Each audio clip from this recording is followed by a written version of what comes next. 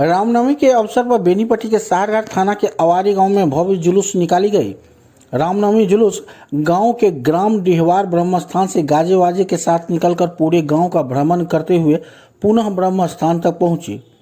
ब्रह्मस्थान में सुबह से ही राम भजन का कार्यक्रम प्रसिद्ध कलाकारों के द्वारा किया गया। भजन श्रवण के लिए ब्रह्मस्थान में सवेरे से सैकड़ों महिलाएं जुटी रही।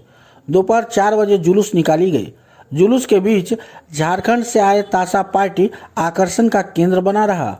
ताशा और व्यंजों से निकलने वाली मधुर संगीत पर राम भक्त झूमते रहे। इस दौरान अवारी गांव के हर घर के छतों पर राम पताका लगा हुआ था।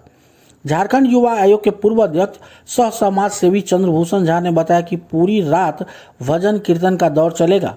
उन्होंने कहा कि भगवान श्री राम यूं तो हर भारतवासी के लिए आराध्य है, लेकिन मिथिला क्षेत्र के लिए वे पाहुन भी हैं।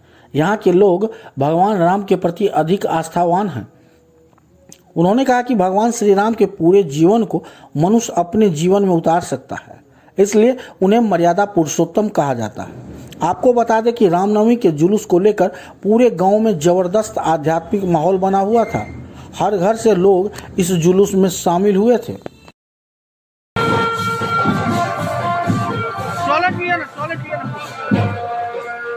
रोकियो नहीं।